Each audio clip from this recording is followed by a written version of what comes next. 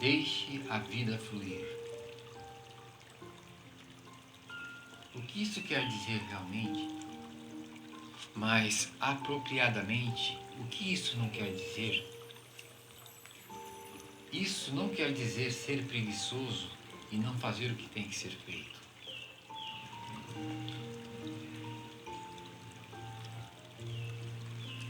Isso não quer dizer negligência. Isso também não quer dizer ser insensível aos infortúnios alheios, com a seguinte atitude: e daí? São coisas da vida. Isso, na verdade, quer dizer, de modo geral, voltar-se para a vida diária do outro com uma atitude relaxada, apoiando-se no total entendimento de que, de fato, nada pode acontecer, a menos que esteja previsto acontecer de acordo com seu destino, de acordo com a lei cósmica, ou lei universal, ou de acordo com a lei de Deus. Nesse texto em especial, o autor usa mais a lei cósmica para falar das leis universais. Então eu vou usá-la da forma como ele coloca. Continuando, então, em outras palavras, devemos entrar na rotina diária de uma pessoa. Seja lá qual for nossa situação real, tomando nossas decisões de forma tão responsável quanto é de nossa natureza fazê-lo, colocando nossos melhores esforços para transformar as nossas decisões em ações nas dadas circunstâncias, tendo feito tudo o que é possível fazer. Essa compreensão básica nos possibilita aliviar a carga excessiva de preocupação e de ansiedade a respeito do que pode vir a acontecer no futuro. Talvez seja ainda mais importante o fato de que a compreensão básica de que ninguém é um fazedor, segundo as palavras de Buda. Fatos acontecem, atitudes são tomadas, consequências se sucedem. Mas não há um indivíduo que execute qualquer ação, por um momento, nos alivia da carga de culpa, de vergonha por nossas atitudes imorais, ou mal-sucedidas, ou do orgulho, ou da arrogância por nossos êxitos.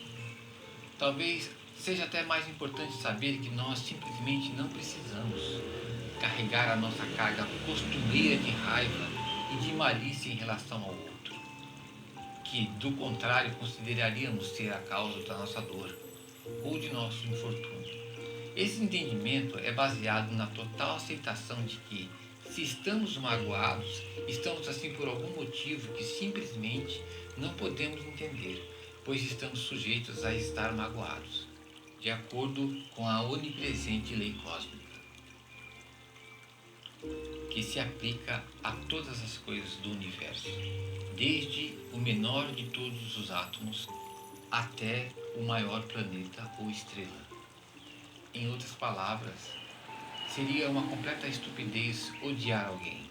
Qualquer organismo corpo-mente que seja, por ter sido responsável pela atitude que, de acordo com a mesma lei cósmica, nos feriu. Deixar a vida fluir significa simplesmente aceitar o que quer que seja num determinado momento como algo que nunca poderia ter deixado de acontecer. Fazer o que quer que achamos que seja preciso fazer no momento.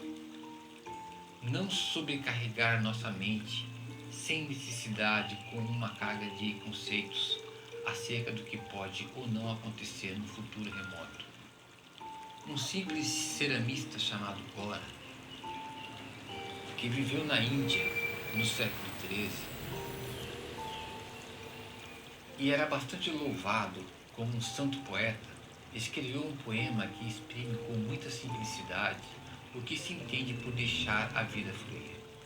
Gora disse: que a sua forma possa sempre estar no meu coração, e o teu nome nos meus lábios. O corpo está sujeito a todas as leis naturais da fenomenalidade. Deixe que cumpra o papel a ele atribuído pela essência. organismo, corpo, mente. Só podem reagir de acordo com a maneira com que são programados.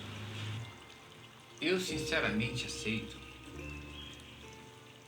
que para o indivíduo não há outra regra de boa conduta determinada. Todas as ações acontecem rigorosamente de acordo com a tua vontade. Tendo compreendido isso verdadeiramente, eu me entrego aos teus pés todo o meu ser e ações. Que possa o eu sou neste corpo elevar-se aos céus, sem se deixar envolver com o fenomenal. Agora recita teu nome com um profundo sentimento, sem qualquer tipo de expectativa. Um pouco de reflexão certamente nos mostraria que a base do viver livre é uma compaixão forte, natural, desprovida de sentimentalismo pelos seres humanos, sem necessariamente sofrer ou ficar desanimado diante de seus intensos esforços para se salvar. A filosofia de vida simples e prática de agora destaca claramente a impressão errada de muitos ocidentais de que a mente oriental é misteriosa, irracional e impenetrável.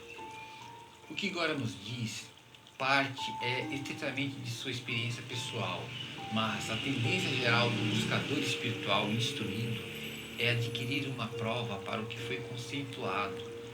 Essa atitude ignora o fato básico de que o conhecimento da realidade não pode ser adquirido por meio de cálculos complicados de teologia, metafísica e dedução lógica. Para agora, a vida só pode ser compreendida de forma direta, e não por meio de reprodução de pensamentos, coisas que o singelo ceramista não era capaz de fazer. O que agora sugere é uma certa espontaneidade na ação e não um protesto contra a convenção. Estar livre do conhecimento convencional e das normas não é desprezá-los, mas não se deixar ser enganado por eles. Deixar a vida fluir.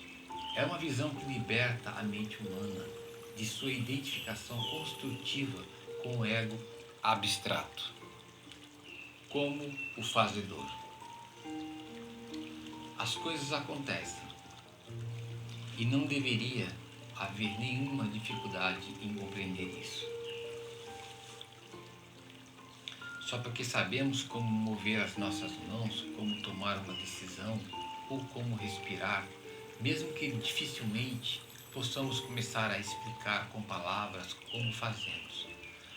Nós sabemos como fazemos, simplesmente porque o fazemos, porque acontece.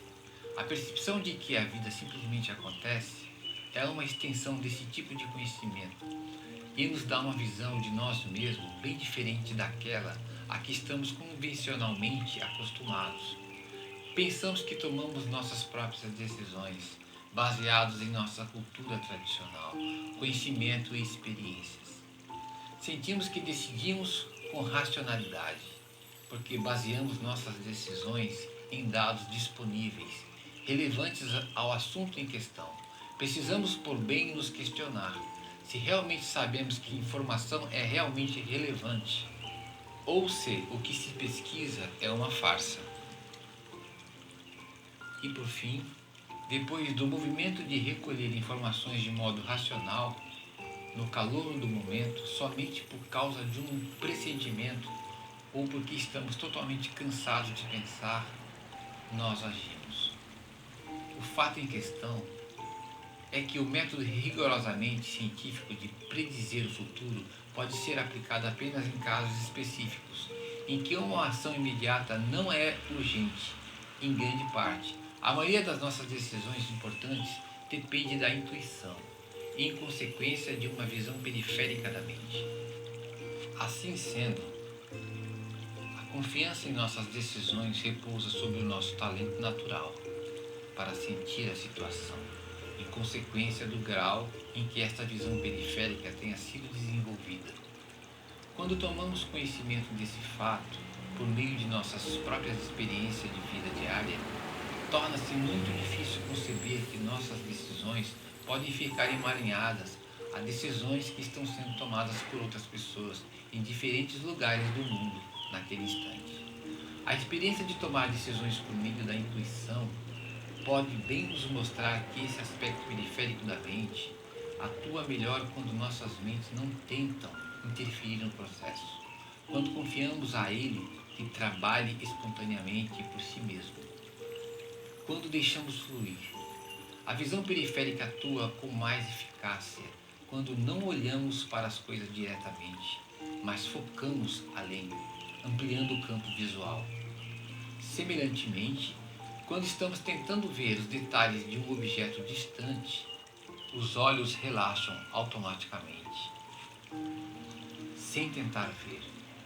A questão precisa é que nós temos que relaxar a visão afiada e acentuada antes de podermos recuperar os poderes da visão periférica. O mais importante não é apenas acalmar a mente.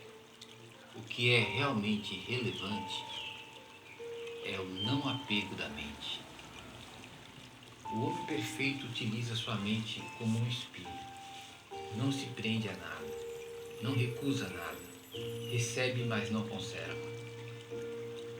Um ponto importante é que, no processo do pensamento consciente, o ego não é o centro da atividade mental. Deixar a vida fluir é o que acontece quando a mente se permite funcionar de maneira integrada, espontânea, o que é natural para ela. De modo similar, todas as coisas devem ser julgadas, não por conformidade com as regras puramente teóricas, mas pelo conteúdo concreto da experiência. Em outras palavras, deixar a vida fluir acontece quando a ingenuidade e o poder criativo da espontaneidade e da funcionalidade natural do homem não estão bloqueados pela tentativa de dominar o seu mecanismo por meio de técnicas e de métodos formais. É como a habilidade que tem a centopeia, para usar 100 pernas ao mesmo tempo. O ponto abrangente de deixar a vida fluir, a admirável qualidade da vida espontânea, é que é perfeitamente humano e ainda assim não mostra sinais de ser algo inventado. Faz parte da matriz da mente, a possibilidade de ficar a parte da vida e refletir sobre ela. É possível estar consciente da sua própria existência e surpreendentemente criticar seu próprio processo. A mente tem algo semelhante a um sistema de regeneração. O problema, entretanto, é que o sistema pode falhar devido à sua própria complexidade. Desse modo, pode levar um longo tempo para que a informação seja passada. Quando o ser humano pensa com muito cuidado e minuciosamente sobre uma atitude a tomar, ele não consegue fazer com que a mente funcione no momento de agir e o sistema fica paralisado. Quando um ser humano se torna tão consciente de si próprio, tão controlado, que não consegue libertar-se, ele se desequilibra e oscila entre dois opostos. Em outras palavras, quando o desejo de certeza e de segurança provoca uma identificação entre a mente e a imagem de si mesmo, fica-se dividido. Não é possível se libertar. Agarrar-se a uma imagem de ser sempre bonzinho e feliz é estar em constante contradição e em conflito. Por isso, a ação deve sempre prevalecer em relação à reflexão constante, agindo espontaneamente por si própria, para dentro do desconhecido. Não vacile, é a instrução decisiva que a mente deve dar a si mesma, o que certamente resultará em uma ação espontânea. E naturalmente é a profunda compreensão de que nada pode efetivamente acontecer a menos que seja a vontade de Deus, de acordo com a lei cósmica, que permite que a atitude espontânea se realize. Em outras palavras, deixar a vida fluir significa libertar a dualidade entre o pensamento e a ação. Isso significa, na realidade, não uma exclusão anti-intelectual ou do pensamento, mas uma ação qualquer, física ou psíquica, sem tentativas, no mesmo momento, de observar e de controlar a ação. O mesmo vale para a relação entre sentimento e ação. Não satisfeita em sentir-se feliz, a pessoa quer que o outro se sinta feliz. Estou seguro de que estou me divertindo? É essencial compreender que nenhuma quantidade de cuidado e de hesitação, nenhuma quantidade de introspecção responsável e de procura de nossas motivações poderá jamais fazer qualquer diferença fundamental para o fato de que a mente se parece com um olho que vê, mas que não pode enxergar a si mesma. No final, a única alternativa para o entorpecimento, colapso nervoso, é dar um salto em direção a uma atitude, depois que toda a introspecção responsável tiver sido feita, indiferente às consequências, porque é efetivamente impossível fazer qualquer coisa diferente disso. E mais uma vez, isso poderia ser espantosamente fácil, se fôssemos capazes de aceitar totalmente que, na verdade, nada pode acontecer, a menos que esta seja a vontade da lei cósmica.